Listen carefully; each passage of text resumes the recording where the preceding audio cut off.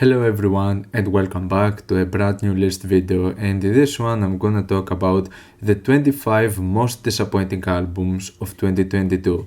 This is a list that basically contains all of those albums that I feel that they could have been better. Those are actually releases that I had a bit of a more high hopes for them. I was kinda anticipating a few of them, and I ended up not really getting the results that I wanted out of them. Some of those albums I still find them to be okay works, it's just that I had expectations for something more than just beyond that. Others are just bad, but it's never to a point where I would consider any of those albums to be on my worst list for 2022. With all that being said, let's just jump straight into the list. And at number 25 we have Sirstu with Evercrashing. The thing with Sirstu is that I've never really been that much of a fan of their works, even when it comes to the previous album. I believe that there were some good ideas and some potential, but never really getting to a point where it would feel that much fleshed out in a full-length album. And I'd say that this is kind of the same case over here. Some of the tracks feel kinda lengthy, it's a bit of a tiring album,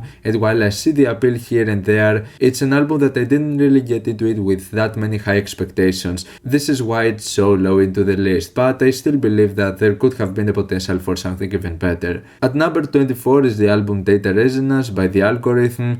Now, The Algorithm has a pretty unique and interesting approach on creating like cyber metal music and just basically fusing elements of metal and electronic music in a sense that definitely feels quite refreshing. But if you are familiar with his albums from the past, there's nothing particularly all that unique or all that interesting about this brand new work. So while I do enjoy some of the Algorithm works, they might be all over the place and kinda messy, and I just end up not really seeing the appeal on full-length albums as they become kinda tiring. And I'd say that this ended up also being the case with Data Resonance over here. Number 23 is SOS by SZA. Once again, it's another case of an album that I didn't necessarily get into it with that many high expectations. I thought that the first album was simply enjoyable, but I still find that SOS over here was pretty underwhelming, as it feels like a really average R&B and pop rap project, and for those reasons I was like, yeah, there's not something that much great about it, and I believe that there could have been a bit more to it as well. Number 22 is Horse Shit on Route 66 by The Garden. Once again, I can't really get into a full-length album out of Garden, and it's not like we're talking about long projects over here. This is another case of an album that is really short, but I feel that many of the ideas are not really that much well fleshed out. I believe that there could have been more into some of the tracks, and it's a little bit all over the place, but not necessarily in a way where there is anything that would end up managing to stick. There's just a bunch of nice ideas here and there, a wacky combination of sounds and genres blended together, but as full-length songs and full-length albums, I end up once again not really feeling engaged by the results. At number 21 is Fade by Boris. I could actually pick the album W, which I certainly didn't find to be one of the most compelling Boris works, especially in recent years, but at least W felt like an experimentation, an album going into a different direction for Boris, and one that took a few risks that didn't necessarily work all that greatly, but I still appreciate the effort and just trying something different. In the case of Fate though, we have an album that goes in a pretty typical direction for Boris, with more of like a drone metal approach, which also ends up being possibly my favorite direction out of the sound of Boris. So I find that this particular album is possibly one of the most underwhelming works I've heard from the group when diving into this genre, in which in my opinion they have done some excellent works in the past. This one though doesn't really feel like it has the punch or the energy that has made previous works so appealing. I believe that there are a few melodies and a few parts that sound imaginative and well written, but for the most part I believe that this is a boring album that doesn't really have the engagement or the energy that has made previous drone metal releases of Boris really appealing. At number 20, it's the album Hold the Girl by Rina Sawayama. The reason this is too low is because I didn't get into this album with high expectations. I was expecting much more out of the very first full-length album of Rina Sawayama, since it had some amazing singles that gave me the impression that would lead up to an excellent album, and that was actually not the case, at least for me, because people seem to really like the very first Rina Sawayama album. On the other hand, it seems that Hold the Girl doesn't really have that much of a strong reception so far, mainly because it feels like a more standard and a more safe approach on the sound of Rina Sawayama when it comes to her pop directions. But I don't necessarily believe that it makes for that much of an awful album. I still ended up finding some of the ideas over here to be quite catchy and pretty cool, but for the most part we're talking about a really average pop album over here that didn't really do that much for me. At number 19, this might be a shocking surprise to some of you, but it's Melt My Eyes, See Your Future by Denzel Curry. I actually couldn't really get into this album. I get it that Denzel Curry ended up making something different, embracing more the conscious hip hop and boom bap sounds, going for something more smooth and more chill, which I do appreciate as a change of pace, but it doesn't really make for one of my favorite directions in the sound of Denzel Curry. I couldn't really see myself ever returning to this album. I find it to be kinda boring, not really all that engaging, so yeah, unfortunately I couldn't really get that much into this work. Number 18 is Please Have a Seat by Namdi. I obviously wasn't expecting for this album to manage to reach the level of the amazing Brad that came out 2 years ago, which I find it to be one of the most unique and one of the most exceptional works I've heard in recent years, but I was still hoping that at least the new album would offer something a bit more than what we got here. It's still a pretty unique experience. You barely get something like this in terms of like experimental hip hop and math pop. It's definitely a pretty intriguing combination of sounds, but it feels more of like a lesser version of what we got from Brad. Less ambitious, less engaging, less dynamic, and an album that has its moments, but it's not really all that much memorable. Number 17 is the album Metropulse by Capsule. I've actually haven't listened to that many works out of Capsule, which actually seem to have a kinda lengthy catalog, but I believe that this brand new album over here was just a little bit mediocre. I believe that for the most part we get a sort of average synth pop album. It doesn't really have something that much exciting or something that much exceptional to it. It's just an album that is enjoyable to have it play in the background, but yeah, there's not really that much out of this experience, and I was hoping for something a little bit more. Number 16 is Creationist by Prurient. Prurient is an artist that goes into pretty bold moves when it comes to his music and just experimenting with many different directions of like ambient and power electronics. And now the thing with Creationist is that it feels like there is a really nice attention to detail when it comes to the textures and the noise patterns, which actually sound pretty cool. But when it comes to the combination with the ambient parts, it doesn't really feel like there's that much of a great connection. And I believe that the album is kinda more silent than what I would prefer to. It focuses much more on trying to create quiet and atmospheric passages, which in my opinion defeats the purpose of some of the more noisy patterns managing to shine. This album could have been better in my opinion, but this is certainly not one of the most successful experiments out of Prurient. Number 15 is the self-titled Zeal and Ardor, which didn't really excite me with the singles that were put out prior to this release, and the overall final result is definitely the weakest Zeal and Ardor album, one that still manages to be varied and dense, but without that much of a substance or ideas that really managed to stick with me. I didn't really find anything that much memorable out of this album, unfortunately. Number 14 is Leisure Special. This album, in my opinion, had the potential for even more, and the thing is that I ended up really liking some of the ideas over here when it comes to the instrumentals. This more disco aesthetic is something that I was really digging in certain parts at the beginning, but I feel that it also has quite a few moments that I would consider average, if not even below average. This album was a little bit all over the place. While it tried something different, it ended up feeling kinda safe for Lizzo, and one that in my opinion she doesn't really show her greatest abilities as a singer as well, because I believe that she has the potential for more than just what we got over here. Number 13 is the brand new album of Cheese and Status, What Came Before, which I actually ended up finding it to be kind of a bad album. I mean, outside of one or two songs that were enjoyable, this feels of like a really poor taste drum and bass album, which is so much all over the place. You have other tracks that are just your typical liquid drum and bass songs, you have big beat, more hardcore breaks moments, raga jungle. It's really all over the place, and I don't feel that many of the ideas actually end up sticking as well. It also has some pretty weak features, the production is not that great, so yeah, not really finding many appealing elements out of the brand new Chase Status album. Number 12 is Come See by M.O.O.N. The artist is mostly known for the Hotline Miami soundtrack, and you basically get nothing like this over here.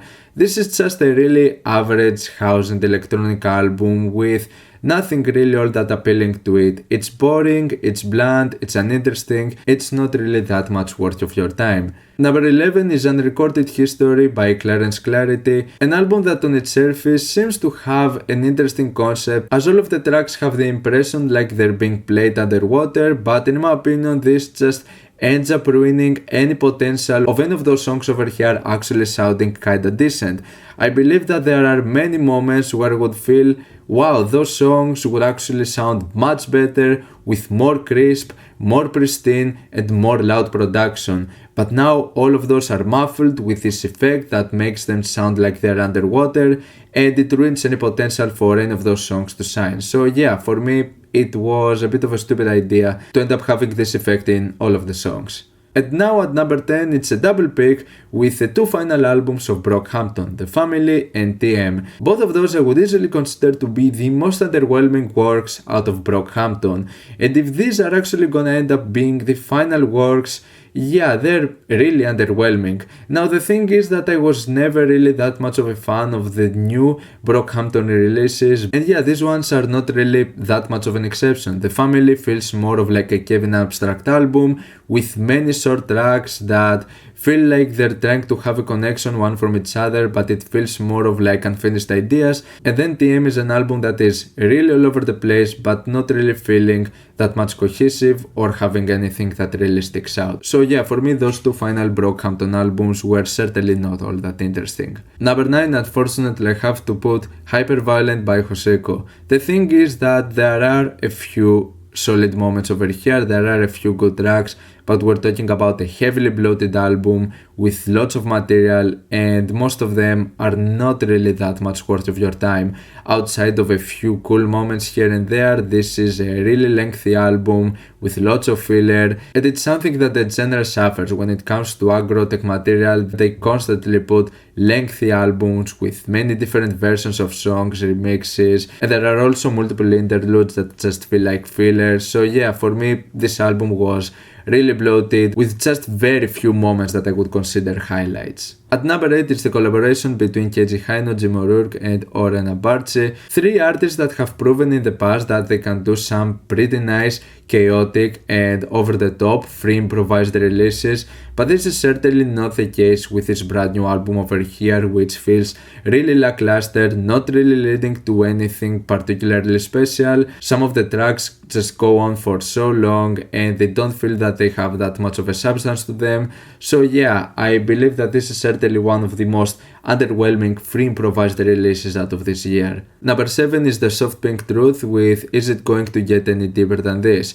The Soft Pink Truth's new album feels more of like something that you would get out of Matmos, but even in this case it's not really that much of a bold or an adventurous album. It feels like a quite standard approach on house music. It's kinda smooth and chill, but it goes for so long with tracks that don't really have that much of a development to them, so it's a bit of a boring experience that doesn't really do that much for me. At number 6 it's Old Death by Goat. In my opinion, Goat mostly missed the elements that have made the band appealing with some of their first works. Old Death feels more of like your standard and average psychedelic rock album. I do appreciate some of the more tribal elements still making their appearance over here, but it's to a point where it doesn't really do that much for the experience. I just believe that this is a really average album when it comes to its overall execution, and yeah, do not really expect that much from it in terms of like a psychedelic rock and neo-psychedelia album. At number 5 I have The Loneliest Time by Carly Rae Jepsen. This is still an album that I enjoy, but I believe that Carly Rae Jepsen over the years has done many more intriguing stuff. And this is more of the same in terms of delivery and execution.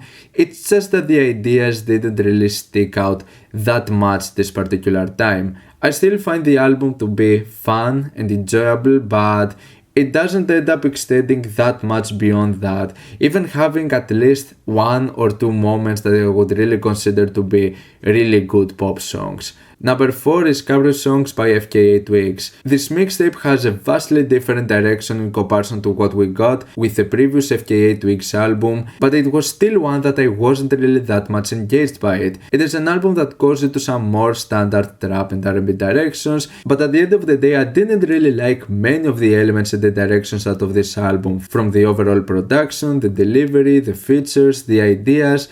It was certainly lacking in all of those aspects, so yeah, for me this was another FKA Twigs album that I personally found it to be kinda underwhelming. Number 3 I have Kiss of Death by Icepeak. I'm fine with Icepeak experimenting and getting out of their way to make an album that feels entirely different than anything else they've done before. They go into more of a trap metal direction over here, which is a sound that we definitely got a glimpse of with previous releases, but it's definitely never gotten to that extent. But I find the overall execution to be really average, if not terrible at some occasions. I didn't like the mixing, I didn't like the deliveries, many of the ideas over here just felt really lackluster, so yeah, this album for me felt like just wasted potential. I never really saw myself returning to this, and yeah, for me this is by far the weakest album out of Icepeak. At number 2 is Crash by Charli XCX. After years of Charli XCX making a big name of herself as a hyperpop icon, she decides with Crash to not be that much adventurous or taking that much risks and actually going into a more safe and standard direction